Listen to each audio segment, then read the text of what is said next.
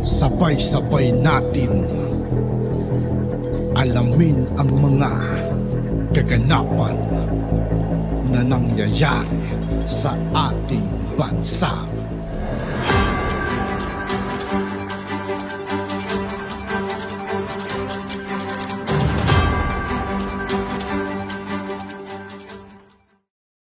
Yo, what's up mga kaibigan? This is I2K po again. Ngayon nandito naman ulit tayo sa channel ni Banat News Update. Dito naman ulit tayo magbibigay ng komento at reaksyon. Pero bago ang lahat ng yan mga kaibigan, sa lahat ng hindi pa nakasubscribe kay Banat News Update, mag-subscribe na po tayo at huwag nyo rin pong kalimutan mag-subscribe dito sa aking channel. Simulan na natin mga kaibigan, let's go! Ito ang nakakagulat na balita ngayon. Viral at trending ngayon sa mundo ng social media ang di umano'y balitang nagrereklamo na ang taong bayan dahil nagsisimahalan na ang presyo ng bigas.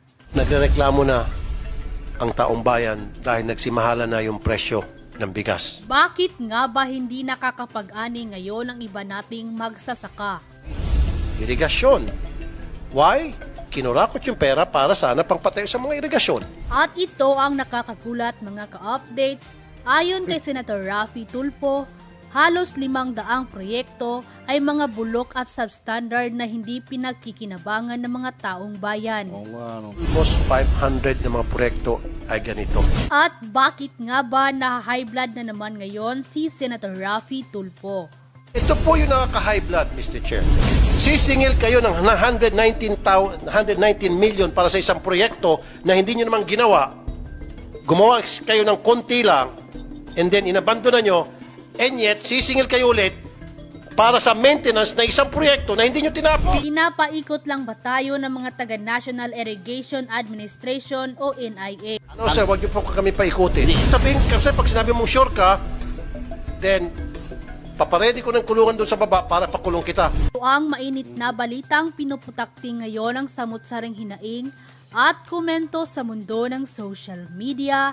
Pero bago ang lahat mga ka-updates, kung bago ka pa lamang sa aking channel, ay mag-subscribe ka na at huwag kalimutang i-click ang notification bell para mas updated ka sa mga bago at napapanahong balita na i-upload namin. At ito na nga mga ka-update, sabay-sabay nating panoorin ang full video. Project UMIRIPD-C-1 Unfinished slice tower that will be reprogrammed for other years since 20% variation already met. Assessment, poor design resulting to untimely damage of the dam. Ibig sabihin, damage na yung dam. Because of poor planning, therefore, wastage of government money, gross negligence in engineering aspect, poor engineering judgment, incorrect design. Now, ang tanong ko po, kay Engineer Cesar Sulaik, kay Engineer Gilen, bakit po meron tayong napakaraming ganitong klaseng proyekto? 500 po. Ayon po doon sa mga nakausap namin, almost 500 na mga proyekto ay ganito. Yun po yung mga napuntahan pa lamang at na-discovery. Who knows, baka libo na. Ilan ba ang proyekto? Ilan ba ang, tanong ko lang po muna, Engineer Guillen, ilan po ang, even before your time, ilan po ba yung irrigation project ng NIA scattered all over the country? 1,000, 2,000?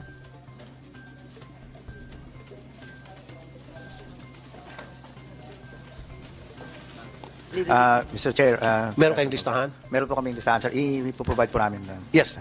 Kasi, kaya ko tinanong yan, Mr. Chair, dahil marami doon, hinihingan, kumukubra sila para sa maintenance. And yet, hindi naman nila mini-maintain. Napakaraming ganong klase mga proyekto, Mr. Chair. So that's why I need a list of those projects, lahat ng projects ninyo, para malaman ko, mapupuntahan ko, kung kinakailangan, maghara ko ng sarili kong tao, maghara ko ng mga private detectives, even if I'll spend millions. Ang kapalit naman yan, may mga makukulong, magkaroon ng hustisya ang taong bayan. Lalo pa ngayon, Mr. Chair, nagrereklamo na ang taong bayan dahil nagsimahala na yung presyo ng bigas. Mahal, mataas ang presyo ng bigas. Marami mga kababayan natin naghihikahos, hindi na nakabili ng bigas, hindi na nakain ng kanin dahil nga sa mahal na presyo ng bigas. Ang dahilan, yung mga farmers natin hindi nakapag-produce ng maayos na ani. Why? Irigasyon. Why? Kinurakot yung pera para sana pangpatay sa mga irigasyon. At sino ang kawawa rito? Una, mga farmers. Pangalawa, taong bayan. That's the reason we're here, para imbestigahan po ito, para matapos itong problema ito, managot ang dapat managot, and then ayusin yung problema, and then if necessary, come up with certain laws na para hindi na maulit ito. Now, Engineer Guillen, bakit nangyari itong mga ganito? Ano pong sa palagay ninyo? With the indulgence, Senator Tulfo. Yes, Siguro yung sinight ni Senator Tulfo, directly attributing the name of Engineer Sulaik, will also give him a chance to, Yes, sir. in the interest of fairness, to Sige. respond. Mga tatlong project yung sinight yung pangalan niyo ho eh. Mr. Chair, siguro sumagot kayo, and then yung general response would be coming from Engineer Guillen. Mauna si Engineer Sulaik kasi nabanggit yung pangalan niya ni Senator Tulfo. Okay, umpisa natin, Engineer Sulaik, dito po sa 119,347,000 na project sa Santa Josefa Pump. Ano po yung inyong reaksyon? Mr. Chair, yan pong 119 million na pondo ng Santa Josepa, Mr. Chair, binigay po yan na allocation sa project na yan. But during the time, Mr. Chair, hindi na po ako yung regional director ng Region 13. I was assigned here in Central Office in 2017. So ang nag-implement po ng yung pondong na yan is the regional director. So yan At sino po siya? Si Dante Ganotesi po. Pwede natin patawag, Mr. Chair? Yeah. Still connected with Nia? Retired na po, Mr. Chair. Patawag pa rin natin, Mr. Chair. Kasi wala siya, he's not here to defend himself. Attorney Gimbo is directed to issue a notice to Kasi siya yung may didikdik, mga kaibigan, pag di siya nagsalita eh. Siya yung pinagbibintangan eh. Kumbaga umiiwas sila eh. Umiiwas sila. Kaya parang stelcon lang din niya, mga kaibigan. Parang katapang at bantag yung datingan, ano. Kung sino yung mga nakaupo ngayon, ibinabato nila sa mga dating nakaupo. Although kasalanan ni ganito, kasalanan ni ganyan. Wala. Dante. Yung mga ganyang klaseng dahilan, mga kaibigan, alam nyo na, may mga nangyayaring anomalya na yan sa mga ganyang klaseng dahilan. Ganotisi. Anyway, you'll get the Mr. details Chair, later. So, Director. Mr. Chair, Pero bakit pangalan niyo po ang nilagay dito ng inspection team ninyo? hindi ko po alam kung bakit. Kasi ang nangyayari, Yun na nga, di ba? O, sasabi niya, hindi niya raw kasalanan yun. Pero ang nakalagay na pangalan, siya mismo yung nakalagay doon. Di ba parang kasinungalingan naman ate yung mga ganyang klaseng mga dahilan, mga kaibigan, ibabato nila sa dating mga nakaupo. Ano yun? po, Mr. Chair, no, sa bawat visit ng... Anong year po ito? 2019 po yan, sir. 2019. Yes po. 2017, nasa central office na po ako. As what? As what? As a deputy administrator. So, you also have direct supervision over that project. Yes, Mr. Chair. Kahit wala ka na doon, ikaw pa rin ang direct supervisor. Yes, sir. But the actual implementation of the project, Mr. Chair, is the regional director. No, Ang akin no, lang Mr. po- Sulaik, engineer, no. No, tama nga si Senator Tolentino.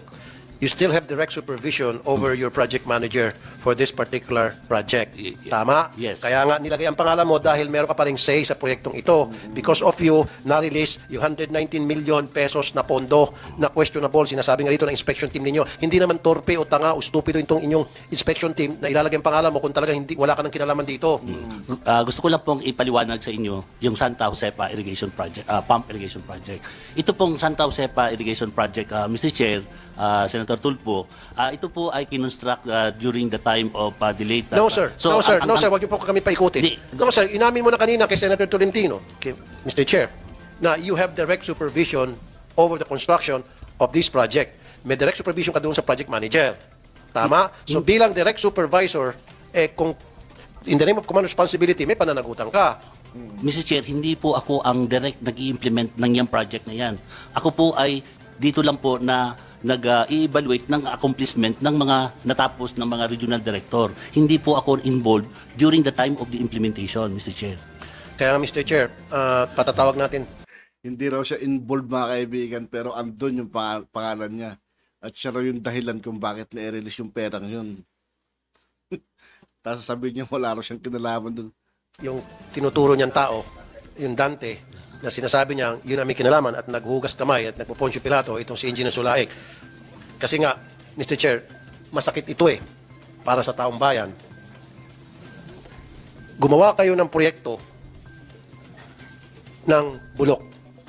Ibig sabihin, proyekto na hindi pakikinabangan ng taong bayan. Hindi pinakikinabangan ng taong bayan. And yet, kumukubra kayo para sa maintenance ng proyektong yon. Ito po yung nakaka-high blood, Mr. Chair. Gusto ko magmura pero bawal. Ang sarap magmura. Kung nasa labas lang tayo ng Senado, naku, natatad na kita po ng mura or I don't know. Sisingil kayo ng 119 million para sa isang proyekto na hindi nyo naman ginawa. Gumawa kayo ng konti lang and then inabandona nyo and yet sisingil kayo ulit para sa maintenance ng isang proyekto na hindi nyo tinapos. Sana ma. Anak ng dagat. Mga anak ng dagat. Mr. Chair. Say, Engineer Sulay. Mr. Chair, yung pong sinasabi po ni Senator Tulfo na operation and maintenance, kung ipa-plus po natin yung GAA po ng NIA, the whole budget of the NIA po ay naka-under po sa operation and maintenance. Yan po ay hindi ko po mapaliwanag sa inyo kung bakit yung budget, the whole budget of the NIA ay under the operation and Hindi po, maintenance sa Engineer GAA. Sulay, hindi. Bawat project may kanya-kanyang allocation for maintenance and repair. Yes po. Okay? Yes Hindi po, yung sinasabi Senator. mo lagom, tapos para sa lahat ng proyekto, hindi. Bawat proyekto, naka-specify doon kung para saan, kung magkano naka-allocate for maintenance for that particular project. Mr. Chair, kung papahintulutan lang po ninyo kami, kung pwede po namin ipakita yung aming sinasabing GAA na under the operation and maintenance para makita po ninyo yung talagang GAA po kung ano pong nakalagay po doon. Sige po. Sige. Okay, Mr. Chair. Mamaya na yan. Hindi. Pinapahaba mo lang. So, dito, ipatatawag namin yung taong itinuturo nyo na may kinalaman sa proyekto, sa ghost project na ito, na wala kang kinalaman. Tama? Tama. So, Mr. Chair, by next hearing, Yes. sana dumating itong... Dante. Si Dante. Okay. Sa next hearing para sumagot siya dito sa ibinibintang sa kanya na siya ang may kinalaman dito sa ghost project na ito at hindi itong si Engineer Sulay tulad ng sinasabi dito ng mga inspection team ng NIA. At saka, Mr. Chair, wala Pangalawa po, naman. Mr. Chair, Okay na po tayo doon, Hindi, Mr. Sulay. gusto ko lang pong linawin, Mr. Chair, na yung pong pinaparatang na ghost project, hindi po siya ghost project, Mr. Chair. Yun po ay kahit napupuntahan po doon sa Santa Josepa, yung project na yun, ay makikita po ninyo yung accomplishment. Baka gusto mo makulong ka sa ilalim sa baba. Pinuntahan po namin. We went there.